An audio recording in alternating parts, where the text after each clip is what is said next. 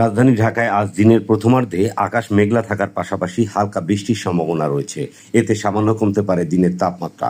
আবহাওয়া অধিদপ্তরের পূর্বাভাস অনুযায়ী রোববার সকাল থেকে দুপুর পর্যন্ত ঢাকার দক্ষিণ ও দক্ষিণ পূর্ব দিক থেকে হালকা বাতাস প্রবাহিত হবে। এ সময় গরমের তীব্রতা কিছুটা কমে স্বস্তি পেতে পারেন নগরবাসী। পূর্বাভাসে জানানো হয়েছে, আজ সকাল 7টা থেকে পরবর্তী 6 ঘন্টায় ঢাকা ও আশপাশের এলাকায় আকাশ আংশিক মেঘলা থেকে সাময়িক মেঘলা থাকতে পারে। এ সময় হালকা বৃষ্টির সম্ভাবনা রয়েছে। একই সাথে দক্ষিণ ও দক্ষিণ পূর্ব দিক থেকে ঘন্টায় 8 থেকে 12 কিলোমিটার বেগে বাতাস প্রবাহিত হতে পারে। দিনের তাপমাত্রা সামান্য হ্রাস পাওয়ার সম্ভাবনাও রয়েছে। তথ্য অনুযায়ী আজ সকাল 6টা থেকে ঢাকার তাপমাত্রা রেকর্ড করা হয়েছে 29 ডিগ্রি সেলসিয়াস এবং বাতাসের আর্দ্রতা ছিল 83%। গতকাল ঢাকায় সর্বোচ্চ তাপমাত্রা ছিল 36 ডিগ্রি সেলসিয়াস এবং আজকের সর্বনিম্ন তাপমাত্রা 28.8 ডিগ্রি সেলসিয়াস। গত 24 ঘন্টায় কোনো বৃষ্টিপাত রেকর্ড করা হয়নি।